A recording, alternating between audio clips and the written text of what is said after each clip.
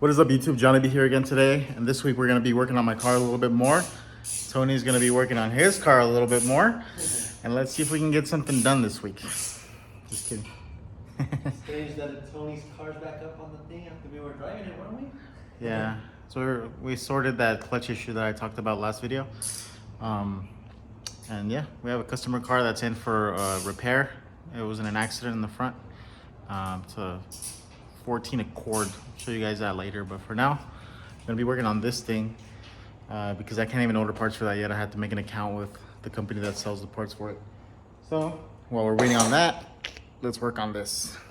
We had this FRS come in for a little checkup to see what's wrong with it because the owner fell asleep for a brief second and hit a curb and jumped the median. So the median destroyed that wheel. I think it's in the back. This wheel, you can see it hit right here. It cracked up and it's leaking air, so this tire's flat. And in the rear, he hit like the sidewalk going like 50, like he veered off. I could probably see if I can get the video off of him. And it just barely tapped the corner. So you got the wheel over here where it just hit the whole sidewalk right there. Surprisingly, the rotor didn't break, but it did bend the tow arm. So we're just gonna replace that for him. He's got some RPF ones, so he's gonna change those rotors for some RPF ones. So he's upgrading. He's doing an upgrade. And all he had to do was replace that one tow arm. Because in front, I figured, oh, we might have bent this arm, but nope, that arm is perfectly intact. I don't see anything weird with it. They have like all the normal natural bends. Even the coilover looks decent. It does have a squeak, but he said he's had that squeak on there forever. So not too bad. And then for underbody damage, it's just these scrapes right here. Kind of bent that. And then you can see, for example, this tow hook, nice and straight. This tow hook, nice and bent. So it hit the tow hook, and I think that protected a lot of the stuff because it made the car like jump up and over. I don't know if these scratches were already here, but the bumper survived. Look at that. Nothing crazy. I'm guessing this scratches probably happened from the jump. That might have not been there before, but it survived, so it's pretty crazy. I'll see if I can get the video and I'll post it right now after this.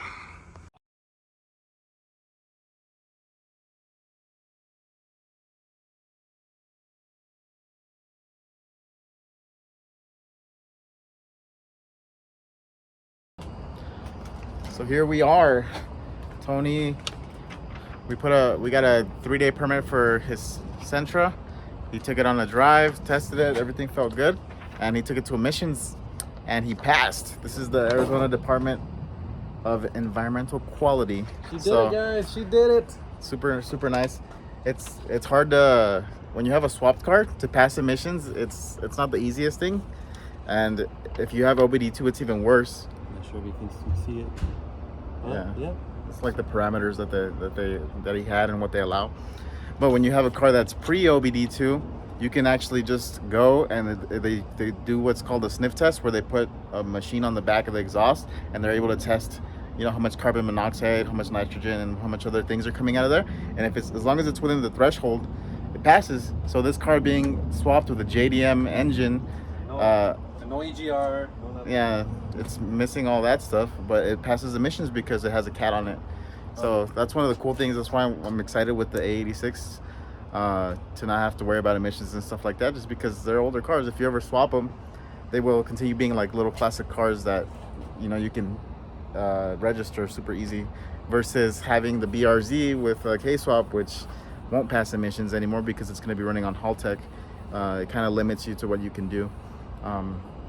But it's awesome. Let's so Tony's pretty much done with the car. Now he's driving it. Now he just has to register it and enjoy it as his daily driver, so he can stop borrowing people's cars or family members' cars, because he has one car for the family, so the wife needs to take it to work as well. Yep. So as you guys know, we have been working on this thing, but we will put it aside to sell that FRS. And after I sold it, I used that money from that vehicle, and we're just gonna keep using that money to buy another car, flip another car. And I found another car. I actually bid on it. Insurance Auto Auction is the place where I bought it from. And It's a GR86. I mean, you guys are probably seeing it in the title. It's so cool because I took a 2013 Scion FRS and used that profit to pretty much straight buy a 2022 GR86 with 16,000 miles.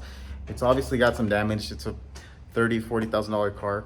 So I think it's a huge upgrade. Obviously, it's going to be a restored salvage title, but the damage is very insignificant. None of the frame got bent, and it looks like all the core support area is great. So I guess I'll put up some pictures here so you guys can see how it looks before. As you can see, the front end is crashed.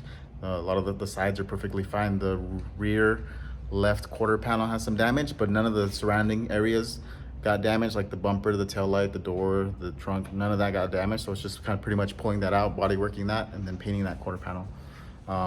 So paid it already, and it's getting delivered today. So I'm gonna show you guys when we get it on the trailer now. So here it is, delivered.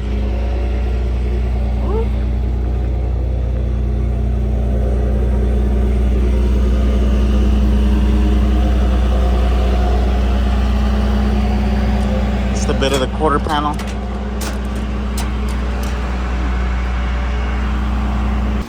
So here it is off the car. You can see it's on, turned right on. Everything under here looks perfect. Engine sounds good.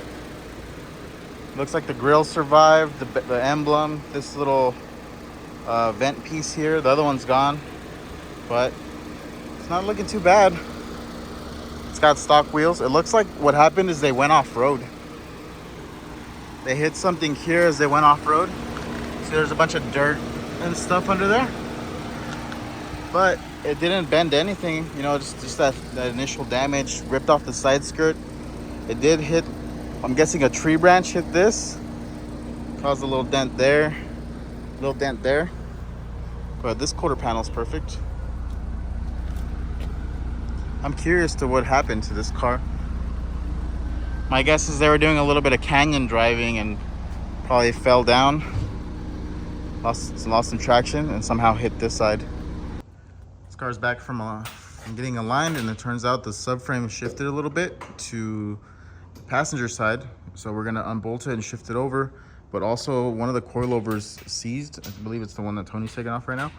So we're just gonna put in some new coilovers on there for him. Here's the GR. We also showed him the GR, and I think he might be interested in buying that once we finish fixing that up. So that'll be pretty cool. If I already have a buyer for it and don't even have to worry about posting it up and dealing with other people, so that'd be cool. So let's get these coilovers on. Tony's driving his Sentra. He's got to go to an appointment.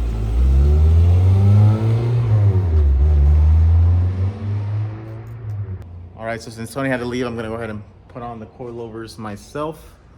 Just inspecting everything. It looks normal. I don't understand why the alignment shop was saying that something was off. Those are the coilovers we're gonna put on. They're 10 Flex A's, which are like a bit of the higher end of those coilovers. So yeah. So they're saying the subframe is shifted, but that doesn't look like it's shifted. So there's two bolts, one here, one there, and then same thing on this other side. One there, one there. They're saying the subframe is shifted, but everything looks perfectly fine there. If anything, this is where the main hit took, so it might have shifted almost nothing though, because it says it's just like 1 degree off. So it might have moved it a little bit, and then that's what's causing the alignment to go back, because this tire is facing that way, so is that one. So I think with just an adjustment, it should be fine. Just have to adjust these, and then we'll get the car to actually drive straighter. Coilovers are on, and we got the wheels back on. So now let's bring this car down and see the right height.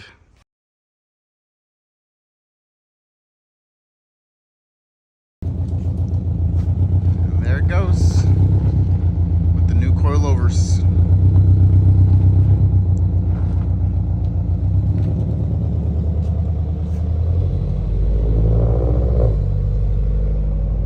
Taking it easy after jumping the curb.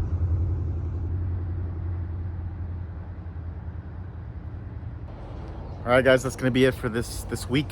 This is this video of the week, and hope you guys enjoyed. We're gonna see some more content coming up.